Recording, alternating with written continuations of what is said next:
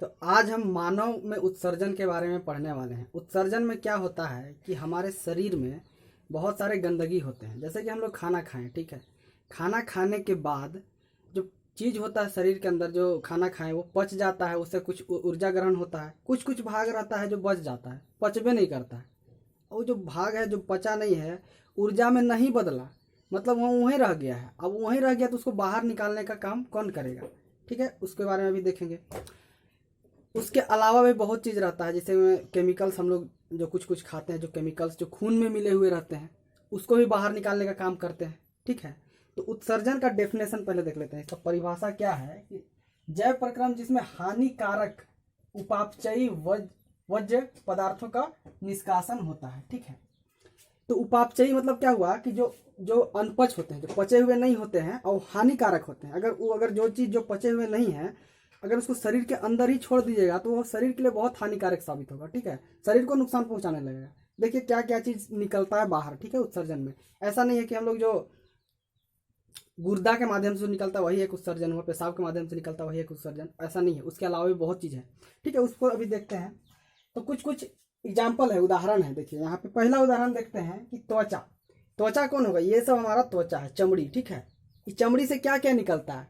चमड़ी से निकलता है पसीना, नमक, तैलीय पदार्थ। तो ये सब क्या हुआ? ये सब भी क्या है? उत्सर्जन है। ठीक है, ये किसके माध्यम से हो रहा है? हमारा चमड़ी के माध्यम से। तो आप देखिएगा कि पसीना, जैसे कि पसीना निकलता है तो हमारा शरीर गंध करने लगता है, महकने लगता है, बहुत गंदा महकता है। मतलब क्या हुआ कि जो चीज़ निकला है हमारे शरीरवा के अंदर से, ससुरा बहुत हानिकारक था और इतना गंदा महकता था। सोचिए कि शरीर से उसको बाहर निकालना पड़ा। कौन निकालता है? पसीनुआ। लेकिन आजकल के छुआ लोग क्या करेगा कि डीओ मार लेगा, सेंट सटाक सटाक, इन्हें उन्हें उन्हें सगरे। और क्या करता है? देखिए डीओ क्या होता है, आप मार लिए, पसीनुआ का गंध और डीओ का गंध दोनों मिला के इतना भयानक गंध देगा कि आप समझ नहीं सकते हैं। ठीक है, तो ये मत कीजिएगा। दूसरा है कि नमक।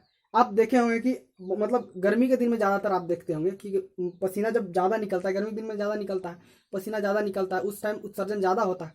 तो देखते हैं कि शरीर में जैसे कि मान लीजिए कि पसीना निकल रहा है, ठीक है, और सूख गया। ठीक है, जब सूख जाता है वही चीज़ हुआ तो नमक जैसा बन जाता है। वो चाट के देखिएगा तो नमकीन लगेगा, नमक रहता है। ठीक है, और एक तलीय पदार्थ।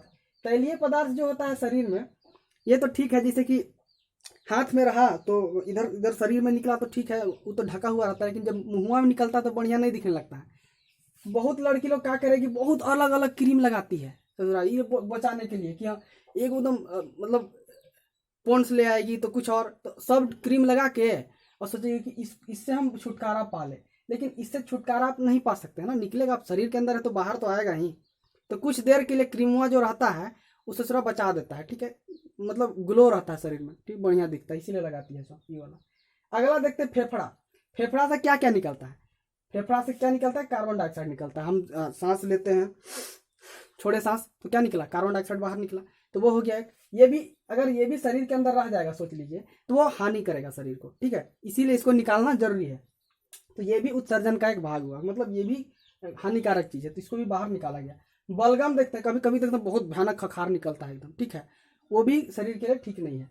वाष्प है, तो वाष्प क्या होता है कि जैसे कि पानी का वाष्प हुआ तो ज्यादा हो गया तो वो बाहर निकल जाएगा, अपने आप निकलता है। उत्सर्जन में ये भी कहा जाता है। ठीक है, बड़ी आंत क्या काम करता है? बड़ी आंत काम करता है अनपचा भोजन। जैसे कि हम लोग खाना खाते हैं, सुबह सुबह बाथरूम जाते होंगे तो वहाँ पे जो निकलता है वो क्या होता है? अनपचा भोजन होता है। भोजन जो हम खाते हैं वो पचता नहीं है, वो जो भोजन रहता है वो पचा हुआ नहीं रहता है।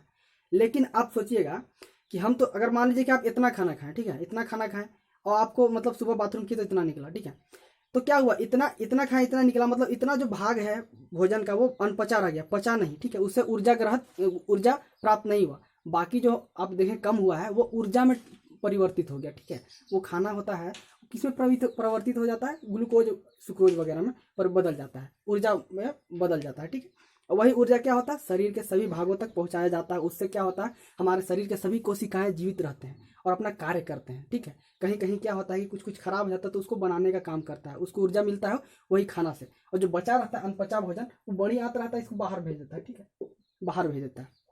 यहाँ देखिए बड़ी आंत का काम रहता है थोड़ा सा पानी मिला देगा। ठीक है, इसमें पानी मिला के तो बाहर निकालने में थोड़ा आसानी होगा। सुबह सुबह आप जाइएगा, पानी पी लीजिए ना, उसके बाद जाइए, कितना मस्त निकलेगा। अब देख लीजिए, इससे ज़्यादा ये यकृत जो होता है, देखिए अमोनिया जो हम लोग के शरीर में होता है बहुत खतरनाक होता है। ठीक है, तो अमोनिया को क्या करता है, यकृत क्या करता है, अमोनिया को यूरिया में बदल देता है, ठीक है।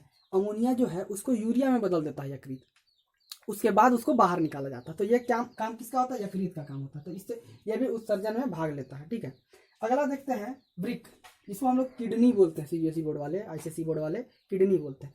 तो ये इसी के बारे में हमको पढ़ना, ये बहुत महत्वपूर्ण है, बहुत ज़्यादा इंपॉर्टेंट है। क्यों ये ज़्यादा इंपॉर्टेंट है, क्योंकि जैसे कि हम लोग देखते हैं कि ये सब में देख रहे थे कि जो निकल रहा था, मतलब ये सब नॉर्मल चीज़ से था, लेकिन ये जो किडनी वृक्क होता है ये खून को साफ करता है। जो हमारे शरीर में जो खून दौड़ते रहते हैं वो ऐसा नहीं है कि हमेशा साफ रहते हैं, उनको साफ किया जाता है। किसके द्वारा साफ किया जाता है, ये वृक्क के द्वारा ही साफ किया जाता है, ठीक है। यूरिया, पेशाब का उत्सर्जन, तो ये यूरिया और जो पेशाब जो होते हैं वो कहाँ से निकलते हैं, खून के गंदगी भी उसमें मिले हुए रहते हैं, ठीक है। तो ये काम कौन करता है, ये वृक्क करता है। तो खून का साफ होना बहुत जरूरी है। अगर खून साफ नहीं हुआ तो आप सोचिए, एक तरह से आप सोच के देखिए कि आपने पढ़ा था कि खून क्या करता है, कि ऊर्जा को एक जगह से दूसरे जगह हम किसके माध्यम से ले जाते हैं, खून के माध्यम से ही ले जाते हैं, हर एक कोशिकाओं तक पहुंचाते हैं। अगर ये साफ नहीं रहेगा, गंदी चीज़ों को पहुंचाने लगेगा, तो सोचिए शरीर क्या होगा, शरीर में क्या बोलते हैं उसको, खुजली, फुंसी, फोड़ा, ये सब चीज़ होने लगता है, ठीक है। इसीलिए जब भी ये सब चीज़ होता है, जैसे फुंसी आ गया चेहरा में, ठीक है, शरीर में फुंसी आ गया, घाव होने लगा, तो आपको बोला जाएगा कि आप दौड़िए। दौड़िए क्यों बोला जाता है, दौड़ने के लिए बोला जाता है। दौड़ने से क्या होगा, सारे कोशिकाएं एक्टिव जब होंगे तो उनको ऊर्जा का जरूरत ज़्यादा पड़ेगा, ठीक है, ठीक है। तो ऊर्जा का जरूरत ज़्यादा पड़ेगा तो ये खून बहुत जल्दी जल्दी काम करने लगा। अब उसके बारे में थोड़ा सा आप समझ जाइएगा कि क्या बोलते हैं उसको, कोलेस्ट्रॉल बोलते हैं, वो जमने लगता है, तो उसके वजह से रंध्र का ये स्पीड बढ़ जाएगा, उसके वजह से कोलेस्ट्रॉल ये होगा, पसीना के माध्यम से क्या होगा, गंदगी बाहर आ जाएगा, ठीक है। तो ये बहुत जरूरी होता है खून का साफ करना। अब देखते हैं कैसे काम होता है। हमने पढ़ा था कि धमनी और महाशिरा, शिरा और धमनी के बारे में पढ़े थे। धमनी क्या होता है कि धमनी काम क्या करता है, वो खून को सारे कोशिकाओं तक पहुंचाने का काम करता है, ठीक है। कोशिकाओं तक पहुंचा देगा, खून में जो भी ऊर्जा मौजूद है, जो भी चीज़ मौजूद है, वो खून के माध्यम से सारे कोशिकाओं तक पहुंचाता है। धमनी जो होता है, जैसे दिल से, जो हार्ट से निकलता है जो खून, ठीक है, हृदय से, वो पंप करता है, वो धमनी के माध्यम से जाता है सारे कोशिकाओं तक। और शिरा जो होता है उसको वापस लाने का काम करता है। हम ये भी पढ़ चुके थे कि धमनी होता है मोटा होता है, जबकि शिरा पतला होता है। क्यों होता है ये भी हम जानते हैं कि धमनी में जैसे कि हृदय उसको धक्का मारता है तो प्रेशर ज़्यादा लगता है, ताकि प्रेशर ज़्यादा लगता है तो मोटा होना जरूरी है, क्योंकि अगर पतला रहेगा तो फटने का चांस है। जबकि शिरा में क्या होता है, उतना ज़्यादा प्रेशर से नहीं आता है, वो वापस आता है, तो उसके लिए पतला होना कोई दिक्कत नहीं, पतला है तो। अब देखिए काम क्या करता है कि देखिए यहाँ पे ये हो गया बाएं वृक्क। ये वृक्क जो किडनी होता है दो होता है, ठीक। शरीर में दो किडनी होते हैं, दोनों का काम होता है। देखिए ये बायां वृक्क है, बाएं वृक्क धमनी। ये धमनी जो है देखिए यहाँ पे, ये वाला यहाँ पे दिखाया है, ये वाला क्या है, धमनी है, ठीक है। यहाँ से खून इसके अंदर जाएगा, ठीक है, साफ होके फिर वापस आएगा, तो ये वाला शिरा के माध्यम से वापस आएगा, ये वाला शिरा के माध्यम से। धमनी कौन था, ये वाला धमनी है, इसके माध्यम से खून अंदर जाता है, और ये जो शिरा है उसके माध्यम से बाहर आता है। देखिए ये इधर वाला जो वृक्क है किडनी, इससे कनेक्टेड है, ये धमनी जुड़ा हुआ है, ये भी शिरा जुड़ा हुआ है, दोनों से शिरा जुड़ा हुआ है इधर। और इसमें जो धमनी है ये वाला देखिए, यहाँ पे ये छोटा सा लाइन दिख रहा है, बहुत अच्छा से नहीं दिखेगा, आप किताब में देखिएगा तो बहुत अच्छा से ड्राइंग बनाया, एकदम रंगीला बना दिया है, ठीक है। ये देखिए यहाँ पे, इसी को बोलते हैं, ये है महाधमनी, ये बाएं मूत्रवाहिनी। यहाँ पे देखिए अब क्या हुआ कि खून जैसे कि यहाँ पे ये इसको फिल्टर करता है, खून इसको साफ किया, वृक्क जो साफ किया ये, उसके बाद जो कचरा चीज रहता है, कचरा, ठीक है, इसमें जो जितने भी कचरे पदार्थ होते हैं, तो यहाँ से ये वाला रास्ता से सीधे यहाँ पे मूत्राशय में ले आता है, ठीक है।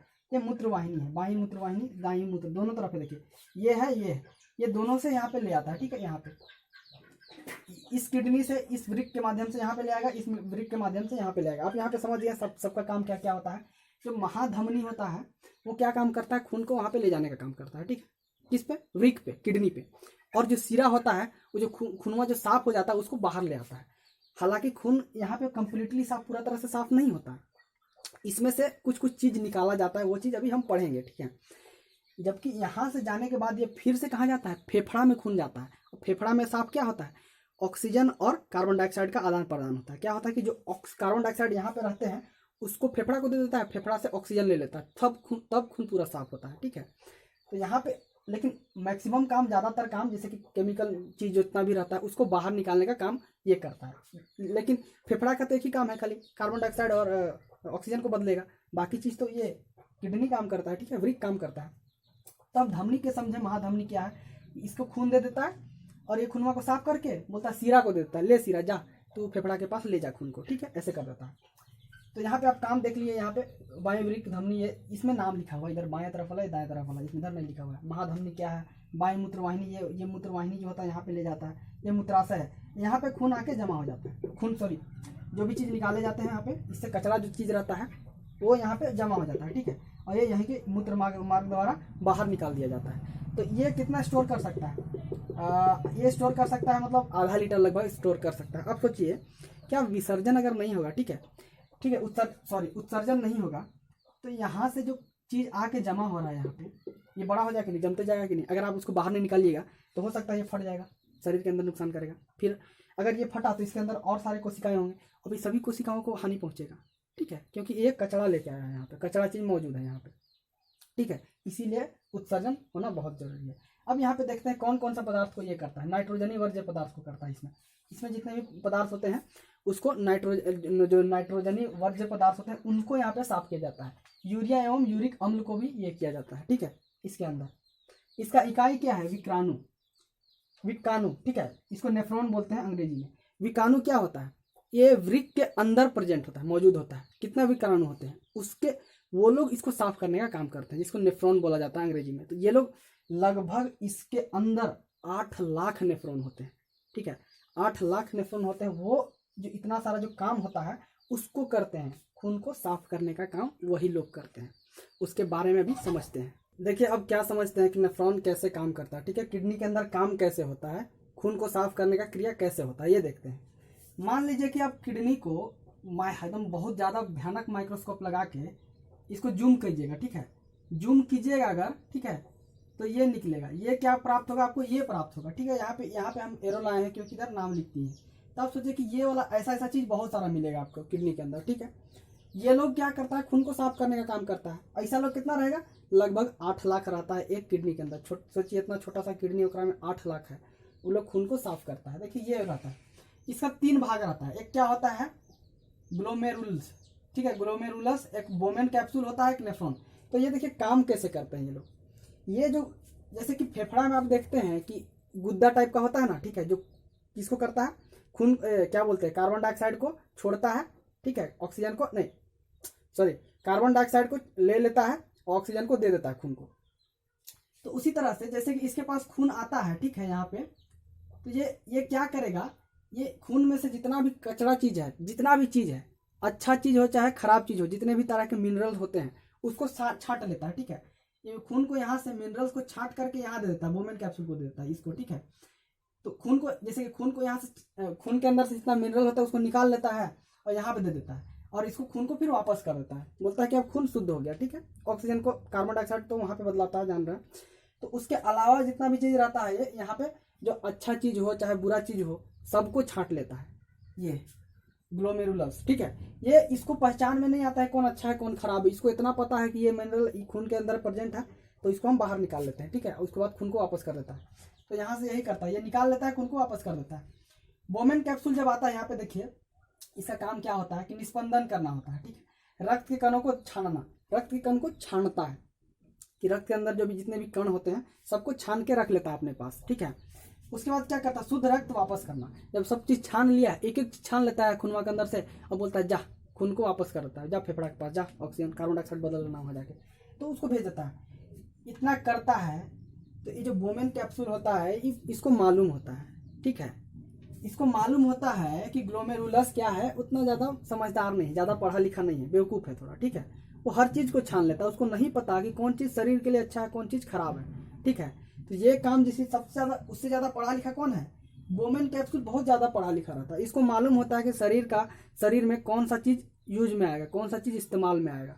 अभी बोमेन कैप्सूल क्या करेगा, देखिए यहाँ पे आवश्यक पदार्थ का पुनः अवशोषण, तो उसमें से जौन जौन चीज़ बढ़िया बढ़िया रहेगा ओकरा फिर से रख लेगा अपना बीरा, ठीक है, बोले हट ये वाला नहीं जाने देंगे, रख लेगा अपने बीरा, रख के यूरिया को अलग करना है, ठीक है, यूरिया को फिर अलग कर देता है, कुछ काम के नहीं रहेगा, बोले एक भगाओ यहाँ से यूरिया को। इसी चीज़ को क्या बोलते हैं, अपोहन, डायलाइसिस। आप देखे होंगे कि बहुत सारे आदमी जो इंसान होते हैं वो सिंथेटिक मतलब हॉस्पिटल में जाके डायलाइसिस कराते हैं, ठीक है। वो इसीलिए कराते हैं क्योंकि उनका ये चीज़ खराब हो जाता है, काम नहीं करता शरीर के अंदर से, ठीक है। तो वो कहीं जाके कराते हैं, ये सुविधा उपलब्ध है, ठीक है। इसको आप बाहर से भी कराया जा सकता है, खून को साफ आप बाहर से भी करा सकते हैं, ठीक है। तो ये कराते हैं। अब उसके बाद यहाँ से जब ये चीज़, जैसे कि जो जो चीज़ बढ़िया था, रखने वाला चीज़ था, खाने वाला चीज़ था एकदम बढ़िया बढ़िया, ओकरा छाँट के रख लिया वुमेन कैप्सूल में, ओकरा बाद दे दिया करा, ले यहाँ से पेशाब बना के, यहाँ से पेशाब बना के एकर जरिए ये वाला थिया नलिया से एकरा यहाँ भेज देता है, अब सोचिए ये वाला यहाँ के निकल जाता है। सोच लिए इसको इस तरह से काम करता है। तो सबसे पहले क्या करता है, यहाँ पे ये खून को शुद्धिकरण करता है, पूरा तरह से निस्पंदन कर देता है, ठीक है। रक्त को कणों को अलग छान के रख लेता है, उसके बाद खून को वापस कर देगा। खून को वापस करेगा तो खून कहाँ जाएगा, फेफड़ा के पास जाएगा, ठीक है। फेफड़ा के पास जाता है। उसके बाद जो चीज़वा रहता है, जो जो चीज़ छाना हुआ चीज़ रहता है, वो सब चीज़ खराब चीज़ नहीं रहता है, कुछ कुछ चीज़ अच्छा चीज़ रहता है, ठीक है। उसको छांट लेता है कौन, वुमेन कैप्सूल। ऐसा क्यों होता है, आप एक तरह समझ सकते हैं कि जो ये जो होता है ग्लोमेरुलस ज़्यादा पढ़ा लिखा नहीं होता है, ठीक है। इसको नॉलेज ज्ञान उतना नहीं है, तो सब चीज़ को छान लिया, इसको खाली बोल दिया कि छान लेना रे, ठीक है। ये बोलेगा ठीक है छान लेंगे, आया छान लिया। उसके बाद वुमेन कैप्सूल होता है, ये समझदार होता है, तो लोग ब्रांच बैठा के रखा है, वुमेन कैप्सूल को बोल देगा ए सुन ओकर पीछे रहना, ठीक है, ये देखना वो बगलोल है, सब चीज़ बढ़िया से नहीं छानता है, सब चीज़ छान लेता है, ठीक है। तो बोलेगा ठीक है, हम वुमेन कैप्सूल है ना, हम पढ़ा लिखा है, बोलेगा ठीक है, हम आवश्यक चीज़ जो रहेंगे पदार्थ उसको हम छान के रख लेंगे अपने पास, बाकी चीज़ जो कचरा रहेगा उसको हम दे देंगे करा, निकाल के सीधे यहाँ से भेज देगा तो बाहर निकल जाएगा, ठीक है। इस तरह से काम होता है। तो ये उत्सर्जन जो होता है बहुत ही महत्वपूर्ण होता है हमारे शरीर में, उत्सर्जन होना बहुत ज़रूरी है स्वास्थ्य के लिए। अगर उत्सर्जन नहीं होगा तो हम हमारा स्वास्थ्य बहुत खराब होगा। हमारे शरीर में उत्सर्जन का कोई भी चीज़ कमी हो जाएगा तो वो खराब होगा, हमारे लिए सही नहीं होगा। अच्छा से पेशाब बाहर नहीं निकल रहा तो उसके लिए खराब है, यूरिया बाहर नहीं निकल रहा है तो वो चीज़ शरीर के अंदर रहेगा तो हानि पहुँचाएगा, ठीक है। तो उत्सर्जन होना बहुत ही ज़रूरी है, ठीक है। तो इसमें हम देखिए ये उत्सर्जन, ठीक है। डायलिसिस आपको हम समझा देंगे कैसे, अगर मतलब अभी आर्टिफिशियली डायलिसिस कैसे किया जाता है, ठीक है। हॉस्पिटल में किस तरह से किया जाता है, क्या क्या प्रक्रिया होता है इसके अंदर, इसको हम बता देंगे। एनसीईआरटी में दिया हुआ है, छोटा सा भाग में समझाया हुआ है, तो उसको उसमें थोड़ा सा और रिसर्च करके थोड़ा सा और अच्छा से इलाबोरेट करके इसको समझाया जाएगा, ठीक है। तो इतना सारा चीज़ था उत्सर्जन में, ये बहुत ही महत्वपूर्ण हिस्सा था इस चैप्टर का, इस भाग का, तो इसको जानना बहुत जरूरी था।